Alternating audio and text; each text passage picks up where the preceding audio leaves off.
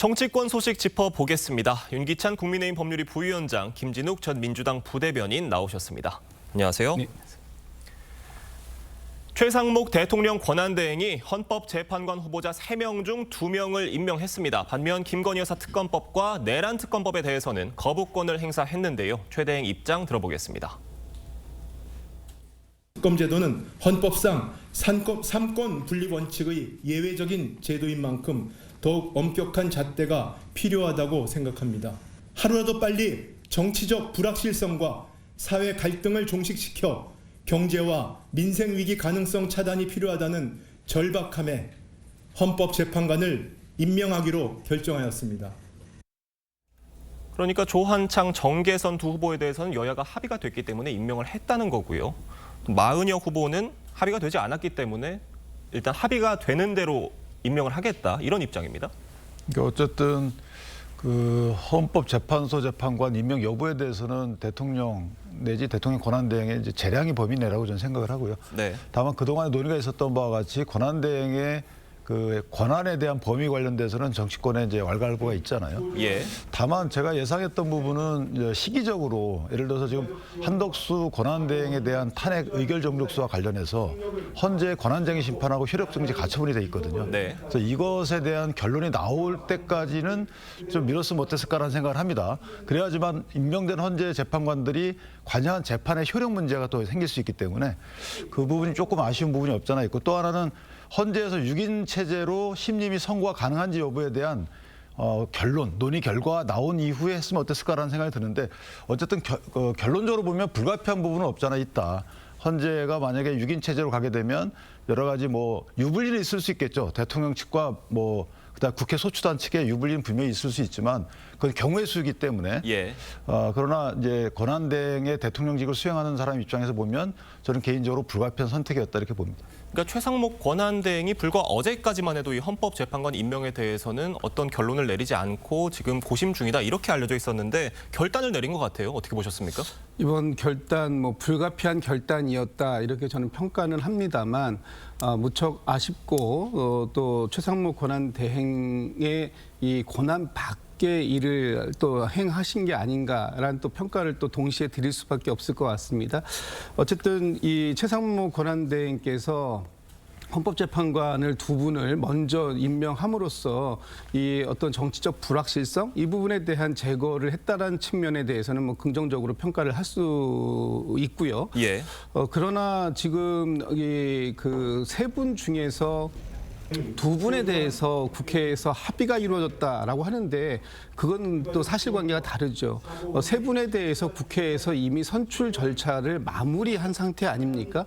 그런데 이것이 선출과 합의를 동일시했다라는 부분은 잘못된 것이고, 특히 지금 한 분, 특히 마은혁 후보를 임명하지 않은 것은 이건 국회에서의 선출권에 대한 침해다, 입법권 침해다, 이렇게밖에 볼 수가 없는 게, 어떤 기준으로 마은혁 후보를 제외했는가 하는 부분에 대해서 최 권한대행께서 밝히지 않았다는 부분, 이 부분도 지적해야 될 것 같고요. 마지막으로 하나만 말씀드리면, 지난 11월 19일 날 국민의힘의 추경호 전 원내대표께서 공개적으로 발표를 했습니다. 여당에서 1명, 야당에서 2명을 추천하기로 11월 22일까지 추천하기로 했다. 그러면서 또 인사청문위원도 국회에 다 통보를 했지 않습니까? 예. 이걸 권성동 원내대표도 알고 계시는데 이렇게 손바닥 뒤집듯이 뒤집고 합의가 안 된 것처럼 말씀하시는 거, 이거는 좀 바로잡아야 될 부분이 있다, 이런 말씀도 드리고 싶습니다. 그 합의의 지속성이라는 부분은 이제 민주당도 그동안에 수차례 국회 내에서 합의를 좀 어긴 부분이 있고, 이게 상황이 많이 변했잖아요. 비상식으로 변했던 부분이고, 권한대행이 과연 임명할 수 있는지에 대한 논의부터 시작이 됐기 때문에 이전에 국회 합의를 유지하는 것은 사실은 어려운 상황일 수도 있다. 그리고 또 하나는 헌재 재판관에 대해서 대통령의 임명권의 성격에 대해서는 저희가 다양한 해석은 있어요. 그러나 선출을 하는 데는 임명해야만 한다라는 것에 대해서는 저는 동의하기 어렵고, 왜냐하면 중앙선거관리위원회 구성 원리하고 다르거든요. 중앙선거관리위원회는 국회에서 선출한 사람 3명이 그냥 임명이 되는 겁니다. 예. 임명 자체라는 절차가 없어요. 그럼 헌법적인 기관 구성 원리 차이를 고려해 보면 대통령의 어느 정도 재량은 있는 것이다, 이렇게 해석하는 것이 맞다고 봅니다. 지금 두 패널께서 말씀해 주신 것처럼 이번 최상목 권한대행의 결단에 대해서 여야 모두 비판이 나오고 좀 아쉬운 부분이 있다, 이런 얘기가 나오고 있는데, 어찌됐건 지금 헌법재판소가 8인 체제가 되었고요. 다만 오는 4월 18일에 문형배 이미선 재판관 퇴임이 예정돼 있습니다. 그렇기 때문에 이 이전에 윤석열 대통령 탄핵 심리가 마무리될 것이다라는 전망도 나오고 있어요. 근데 이제 2명이 임명됨으로써 오히려 4월 18일을 넘어갈 수 있는 여지는 생긴 거죠. 거꾸로 생각하면 4월 18일에 만약에 두 분의 퇴임이 이루어지게 되면 기존 체제에서는 4명이 되거든요. 예. 4명이면 사실 아무것도 못하는 체제가 되기 때문에 그러나 4월 18일 이후에도 두 분이 퇴임한다 하더라도 6명 체제가 유지되는 거예요. 그러니까 조금 더 충실한 심리를 위한 인적 구성이 됐다라고 볼 여지도 없잖아 있는 것이다. 그러니까 심리 단계에서는 7인의 어떤 심리 규정을 심판 정족수를 갖다가 헌법재판소 스스로 이 효력 정지를 해놓은 상태에서 심리를 했잖아요. 이런 기형적인 형태를 피하면서 실제로 다간 4월 18일 날 두 분이 퇴임한다 하더라도 그 두 분은 대통령 몫이란 말이에요. 더욱더 임명과 관련된 정치권의 첨예한 논쟁의 대상이 되는 임명입니다. 그렇기 때문에 4월 18일 지나서도 만약 결론이 안 난다 하더라도 6인 체제로 가능하다면 예. 그럼 오히려 그런 논란의 불씨는 불식시키는 것이 아닌가 이런 생각도 합니다. 다만 4월 18일 이후에 두 헌법재판관이 퇴임을 해서 6인 체제가 된다면은 지금 있었던 이런 정당성 논란이 다시 불거질 수밖에 없는 상황이고요. 이런 상황에서 윤석열 대통령이 그간 뭐 버티기 전략을 펼쳐왔다 이런 분석들이었는데 앞으로는 어떤 모습을 보일 거로 예상을 하십니까? 일단 현재 상황에 대한 우려점, 특히 이 6명이 심리하고 종국 결정까지 내릴 수 있느냐 하는 부분에 대해서 문제를 삼았기 때문에 이 부분에 대해서는 일단 논란을 피하는 그런 임시적인 봉합은 뭐 된 것 같습니다. 그러나 여전히 4월 18일 이후에도 이런 그 논란이 재현될 가능성에 대한 부분을 배제시키지 못했다 하는 부분이 있고 이번에 완전체로서 구인을 선출했다면 아마 4월 18일 날 두 분이 퇴임을 하신다고 하더라도 7분의 재판관께서 충분히 심리하고 종국 결정을 내릴 수 있는 그런 상황이었었는데 그렇지 못한 부분들에 대해서 이번에 민주당에서 지적을 할 수밖에 없는 것이고요. 지금 마은혁 후보에 대해서도 이미 그 최상목 권한대행께서 여야의 합의가 확인되면이라는 말씀하셨지 않습니까? 이미 확인이 되었기 때문에 서둘러서 마은혁 후보에 대한 임명 절차도 진행하시는 것이 맞다 이렇게 보고 그렇게 해서 지금의 완전체를 만들 수 있을 때 만들어놔야 더 이상의 불필요한 논란의 소지는 없을 것이다라는 말씀드리고 아마도 이 대통령실에서 윤석열 대통령의 그 헌재 심리 전략 이 부분은 상당한 변화가 있을 것이다. 예. 왜냐하면은 그동안은 이제 헌법재판소의 구성에 대한 문제를 제기를 하면서 시간을 좀 벌려고 했던 것이고요. 또 6명이서 심리뿐만 아니라 종국 결정까지 내릴 수 있느냐 하는 부분에 대한 문제 제기를 했었기 때문에 이 부분에 대해서는 이미 해소가 되었다. 그렇다면 앞으로 굉장히 성실하게 그리고 빠르게 이 그 심리가 진행될 가능성이 있기 때문에 여기에 대한 대비 이런 부분들에 대해서는 윤석열 대통령 측의 변호인단이 새롭게 전략을 좀 준비해야 될 필요성이 있겠다 이런 생각이 듭니다. 이번 최상목 권한대행의 헌법재판관 임명에 대해서 이게 대통령실이 공식 입장을 낸 건 아니고요. 대통령실 고위 관계자가 언론에 낸 말이 전원을 통해서 알려진 건데 이 권한 범위를 벗어난다며 강하게 유감을 표하기도 했습니다. 어떻게 보셨습니까? 그 권한 범위를 벗어난다라는 것 자체 그런 말을 하는 자체가 지금 대통령실이 그 권한 불필요한 얘기를 하는 거예요. 이미 이 부분에 대해서는 헌법재판소에서 또는 이 대법원에서 그리고 또 헌법학계 이 모든 부분들에서 또 국회까지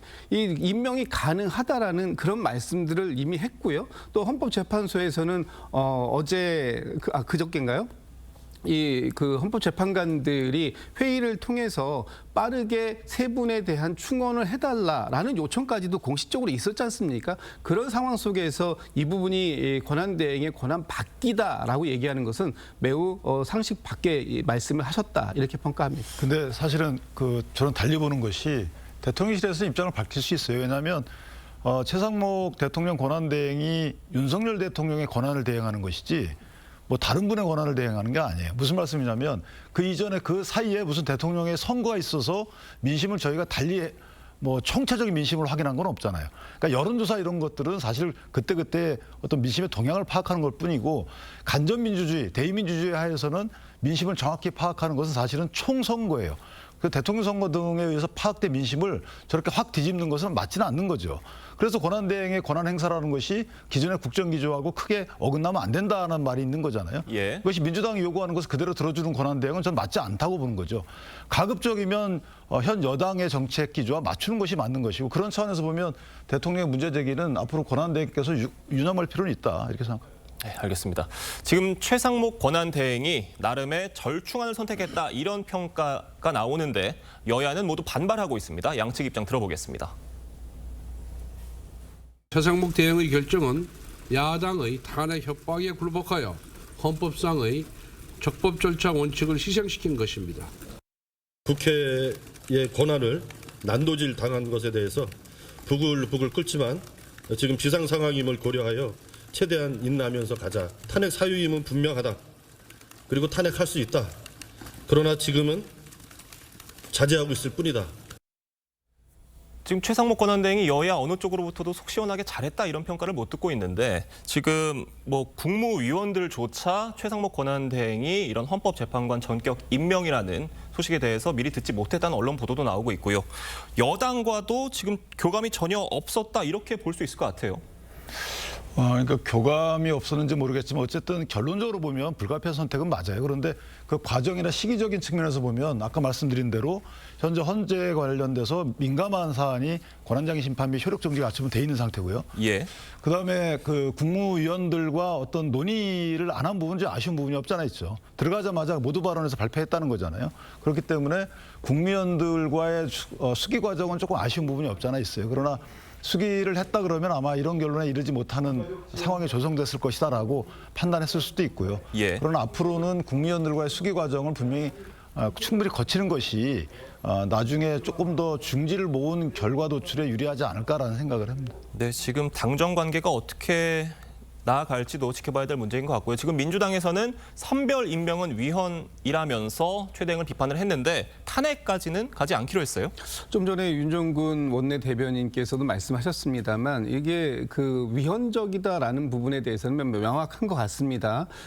이 권한대행께서 국회에서 선출해서 정부로 보낸 3분 중에 임의로 2분을 선택해서 임명하는 방식, 이런 것은 굉장히 위헌적이다라는 부분은 명확한데, 지금 이 국가적으로 굉장히 어렵고 또 헌법재판소의 이 기능을 일부라도 회복시켜 놓은 이런 부분들에 대한 또 평가는 또 그대로 또 평가를 해야 되는 부분이 있기 때문에 네. 일단 최상목 그 권한 대행에 대한 어떤 이 그 탄핵 절차라든가 이런 부분들에 대해서는 지도부에게 권한 좀 모든 것을 위임시켜 놓은 상황입니다. 뭐 물론 이 부분이 앞으로 어떻게 진행될지는 뭐 좀 지켜봐야 되겠습니다만, 저는 가급적이면은 지금의 이 혼란한 국정 상황을 빠르게 안정시키는 방향으로 여야가 힘을 좀 모아서 또 국회의장이 포함되는 또 국정협의체가 지금 출범하기로 되어 있기 때문에 네. 일단 거기에 좀 동력을 집중해야 되는 그런 시기가 아닌가 싶습니다. 네, 지금 헌법재판관 임명 상황은 그렇고요. 최대행이 쌍특검에 대해서는 모두 거부권을 행사를 했습니다. 이게 지금 재표결이 이루어지는 건데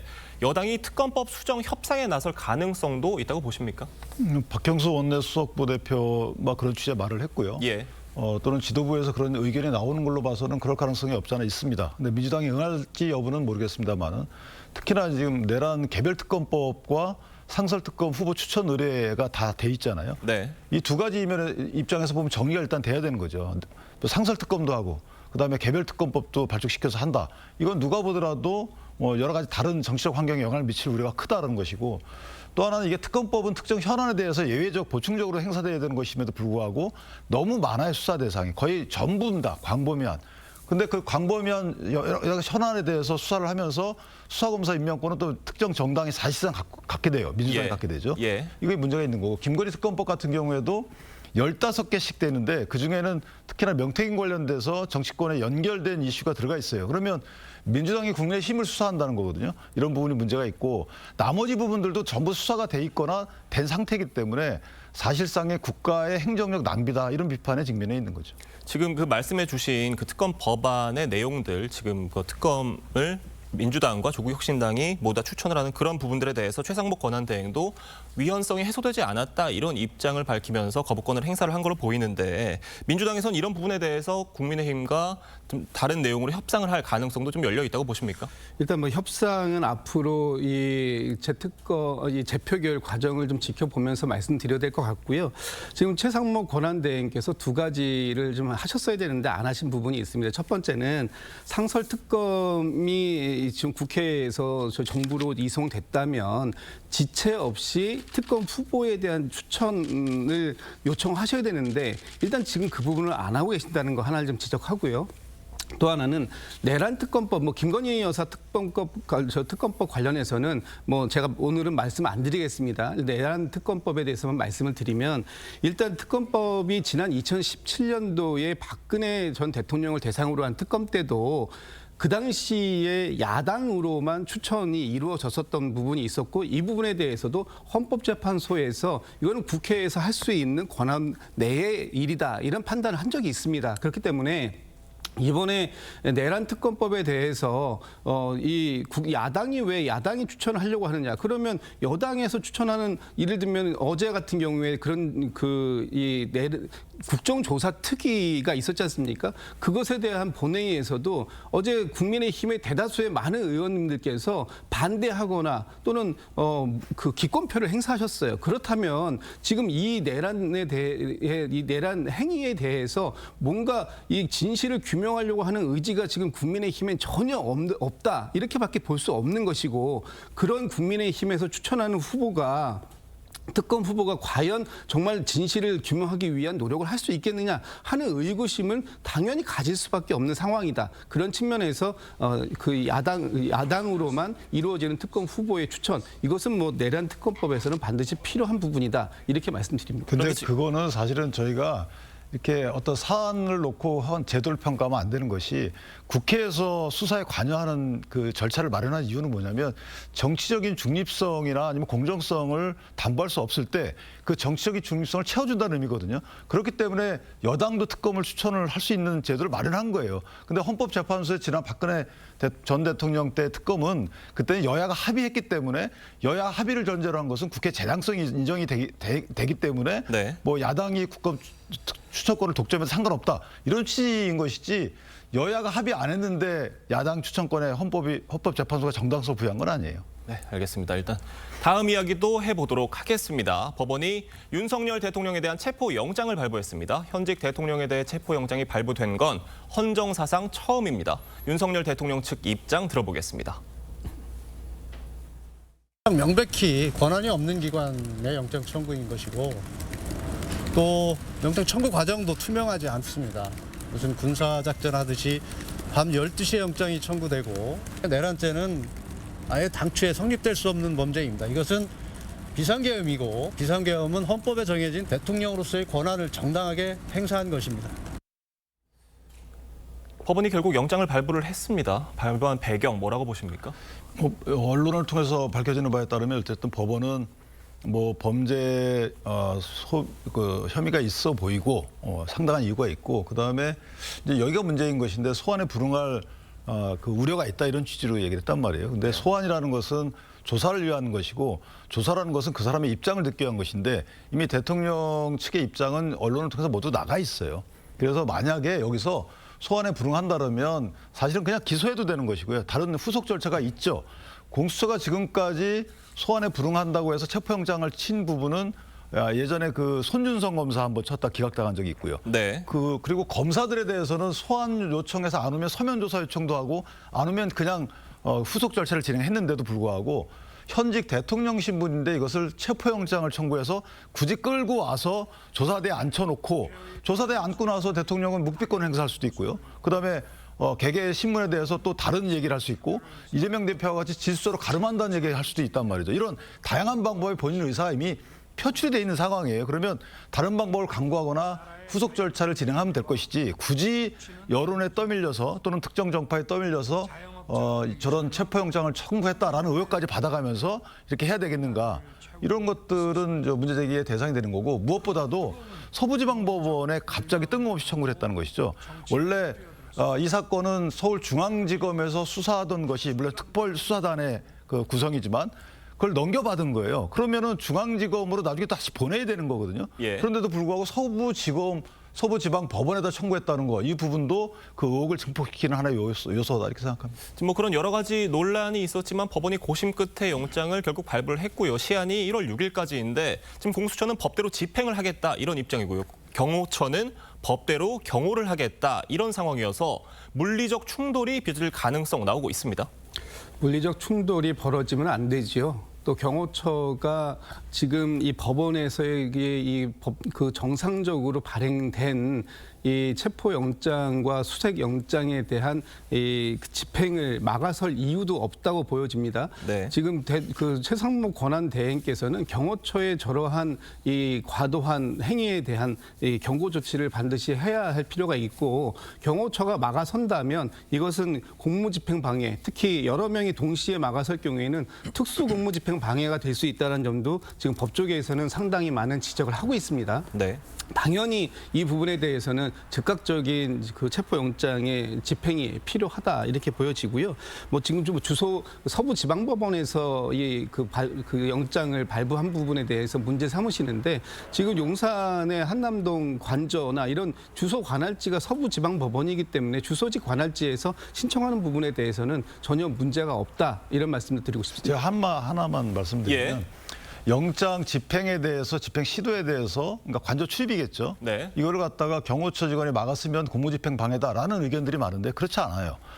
관저는 군사보호시설로 지금 고시가 돼 있단 말이죠. 군사보호시설은 이건 다른 그 대통령실과 또 다른 면이 없잖아 있는 것이 여기에 출입을 하기 위해서는 관할하는 사람의 허가가 있어야 출입이 돼요. 네. 허가 없이 출입하게 되면 출입하는 것 자체가만 갖고 형사처벌 대상이 됩니다. 따라서 만약에 공수처 수사관 등이 여기에 출입을 허가 없이 들어왔다 그러면 그 자체가 원래는 처벌 대상인 거예요. 그리고 경호원들이 만약에 이걸 막아쓴다 그러면 그거는 정당한 공무집행인 것이죠. 법리적으로는 그렇다는 겁니다. 실제 뭐 그렇게 하는 것이 정당한지 여부는 따져봐야 되겠지만 어쨌든 법리상은 그런 것이지 막상 경호처 직원이 막아쓴다고 해서 공무집행 방해다 이렇게는 되지 않는다. 예. 네, 알겠습니다. 오늘 두 분 말씀은 여기까지 듣도록 하겠습니다. 감사합니다.